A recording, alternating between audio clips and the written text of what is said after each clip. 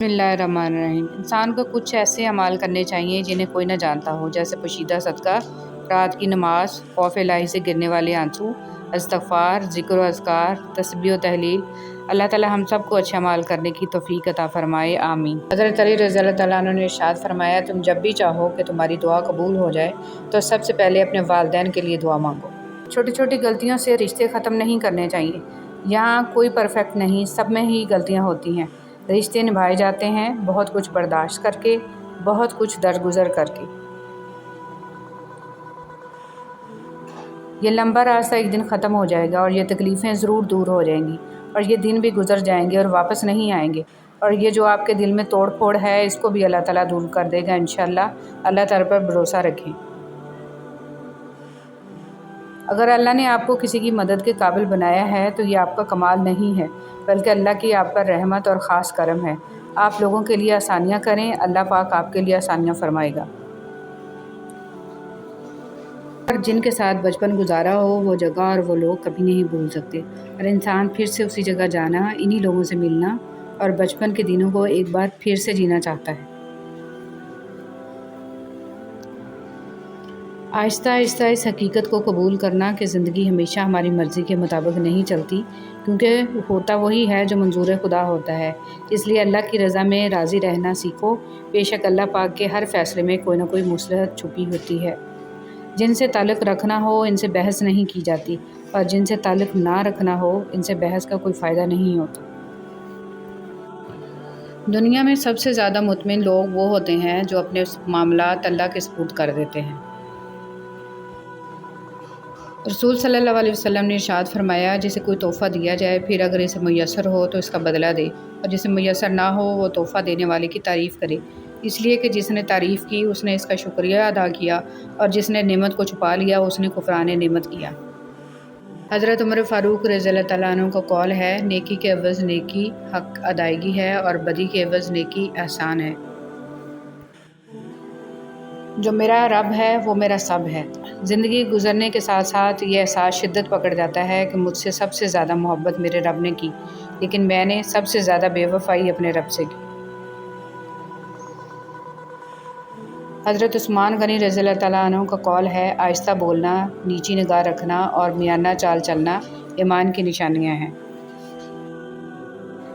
اگر کوئی اہمیت دینا چھوڑ دے تو آپ بھی شکایت کرنا چھوڑ دیں، خاموشی اختیار کر لیں۔ یاد رہے، ہر وقت دستیاب رہنا، پیچھے پڑے رہنا اور ہر وقت کی شکایتیں آپ کی اہمیت گھٹاتی ہیں۔ مانگنے سے بھیک تو مل سکتی ہے مگر اہمیت اور محبت نہیں۔ نظروں کی حفاظت۔ جریر رضی اللہ تعالیٰ عنہ کہتے ہیں کہ میں نے رسول صلی اللہ علیہ وسلم سے اجنبی عورت پر اچانک نظر پڑ جانے کے بارے میں پوچھا تو آپ صلی اللہ علیہ وسلم نے فرمایا، تم اپنی نظر پھیر لو۔ سکھ اور دکھ اپنی تقدیر سے ملتے ہیں، امیری اور غریبی سے اس کا کوئی لینا دینا نہیں ہے۔ رونے والے عالیشان محلوں میں بھی روتے ہیں اور جن کی قسمت میں خوشیاں ہوں وہ جھونپڑی میں بھی ہنستے ہیں۔ کانٹے۔ اگر تم زندگی کے راستے پر کانٹے چھوڑتے جاؤ گے تو تمہارے پیچھے آنے والی تمہاری نسلیں اسی راستے پر لہو لہان ہو جائیں گی۔ حیرت اور تعجب کی بات ہے، ہم بیٹی کی نسبت سے داماد کو بیٹا مان لیتے ہیں، لیکن بیٹے کی نسبت سے بہو کو بیٹی کیوں نہیں مانتے؟ اے خالق کائنات، جن مشکلوں اور پریشانیوں میں ہم مبتلا ہیں تو انہیں اپنی شان کریمی سے حل کر دیں۔ ہمیں دنیا اور آخرت کی ذلت اور رسوائی سے بچا اور دنیا اور آخرت کی بھلائی عطا فرما، آمین ثم آمین۔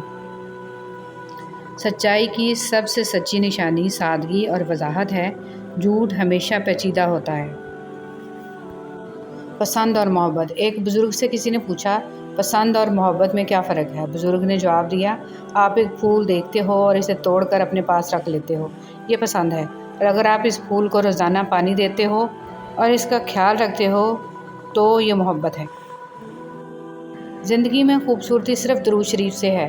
اب جتنا درود شریف کے قریب ہوں گے زندگی اتنی ہی حسین ہوگی۔ اب جتنا درود شریف کے قریب ہوں گے دل اتنا مضبوط ہوگا۔ اب جتنا درود شریف پڑھیں گے دل اتنا خوبصورت اور وسیع ہوگا۔ بس زندگی میں یہ کام کر لیں، کوئی چلے وظیفے کرنے نہیں پڑیں گے، زندگی خود ہی سنور جائے گی۔ اللہم صلی علی محمد و علی آل محمد۔ رشتہ داری میں مقابلہ نہیں ہوتا، اور جو مقابلہ کرے وہ اپنا نہیں ہوتا۔ رشتے مقابلہ کر کے نہیں بلکہ ایک دوسرے کی مجبوریوں اور پریشانیوں کو سمجھ کر نبھائے جاتے ہیں۔ ایک نوجوان صحابی رضی اللہ تعالیٰ عنہ پر حضور صلی اللہ علیہ وسلم کا گزر ہوا۔ وہ قرآن پاک پڑھ رہے تھے۔ جب اس آیت پر پہنچے تو بدن کے بال کھڑے ہو گئے، روتے روتے دم گھٹنے لگا اور کہہ رہے تھے، ہائے جس دن آسمان پھٹ جائیں گے، یعنی قیامت کے دن میرا کیا حال ہوگا، ہائے میری بربادی۔ حضور صلی اللہ علیہ وسلم نے ارشاد فرمایا کہ تمہارے اس رونے کی وجہ سے فرشتے بھی رونے لگے۔ اے مشکلیں آسان کرنے والے رب، تو محمد صلی اللہ علیہ وسلم کے صدقے ہماری مشکلیں آسان کر دے، ہمیں ہر پریشانی ہر مصیبت سے بچا لے، ہمیں محتاجی اور ذلت سے محفوظ فرما لے، ہمیں اپنی رحمت سے مالا مال فرما دے اور ہمیں شکر گزار بندہ بنا دے، آمین ثم آمین۔ بد اخلاق انسان کی مثال اس ٹوٹے ہوئے گھڑے کی طرح ہے جو قابل استعمال نہیں رہتا۔ دینی امور میں معاون بیوی۔ رسول صلی اللہ علیہ وسلم نے ارشاد فرمایا، بہترین عزت نفس بہت قیمتی چیز ہے، کوئی ہاتھ چھڑائے تو چھوڑ دیا کرے۔ رشتے توڑنے نہیں چاہیے، لیکن جہاں قدر نہ ہو وہاں رشتے نبھائے بھی تو نہیں جا سکتے۔ کچھ لوگ اپنی اکڑ کی وجہ سے قیمتی رشتے کھو دیتے ہیں اور کچھ لوگ رشتے بچاتے بچاتے اپنی قدر ہی کھو دیتے ہیں۔ ایک شیطان تھا جس کو اللہ نے سجدہ کا حکم دیا تو بحث کرنے لگا، اور ایک خلیل تھا جس کو بیٹا ذبح کرنے کا حکم دیا تو چھری لے کر بیٹے کو بھی ذبح کرنے کے لیے تیار ہو گئے۔ انسان جیت گیا، شیطان ہار گیا۔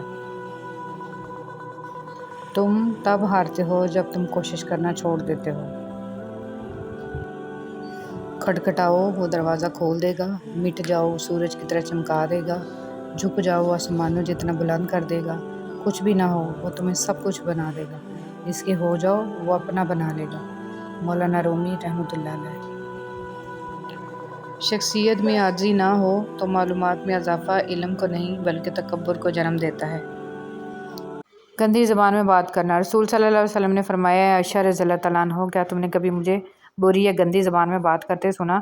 یاد رکھو قیامت کے دن وہ لوگ اللہ کی نظر میں سب سے برے ہوں گے جنہیں لوگ علیحدہ کر دیں، ان سے کنارہ کشی کر لیں تاکہ ان کی فحش زبان یا گناہ سے اپنے آپ کو محفوظ رکھ سکیں۔ زیادہ تر تعلقات اور رشتے یہاں کچرا جمع ہو جانے کی وجہ سے بگڑتے ہیں۔ رشتوں کا ایک روپ مطلب پرستی بھی ہے۔ کٹ پتلی کی طرح جی حضوری کرتے رہو تو سب ٹھیک ہے، ورنہ رشتے کچے دھاگے کی طرح ٹوٹ جاتے ہیں۔ اللہ تعالیٰ کی چاہت۔ ہوگا وہی جو تم چاہتے ہو، جیسا تم مانگ رہے ہو، اللہ ویسا ہی عطا کرے گا، لیکن تب جب اللہ چاہے گا۔ اب بس تم اللہ کی چاہت کا انتظار کرو، وہ تمہیں کبھی خالی ہاتھ نہیں لوٹائے گا۔ کبھی کبھی خاموش رہنے کو بہت جی چاہتا ہے، مگر اس ڈر سے خاموش رہا نہیں جاتا کہ ہمارے اپنے یہ نہ سوچ لیں کہ ہم ان سے دور بھاگنا چاہتے ہیں یا پھر خفا ہیں۔ انسان بھی بڑا ہی بے اصولہ ہے کہ گرمیوں کے موسم میں سردیوں کے موسم کی آرزو کرتا ہے، جب سردی کا موسم آتا ہے تو اس کو بھی ناپسند کرنے لگتا ہے۔ مولانا رومی۔ حضرت علی رضی اللہ تعالیٰ عنہ نے فرمایا، جو دل دوسروں کی تکلیف دیکھ کر بے چین ہو جائے تو جان لو کہ اس دل میں اللہ رہتا ہے۔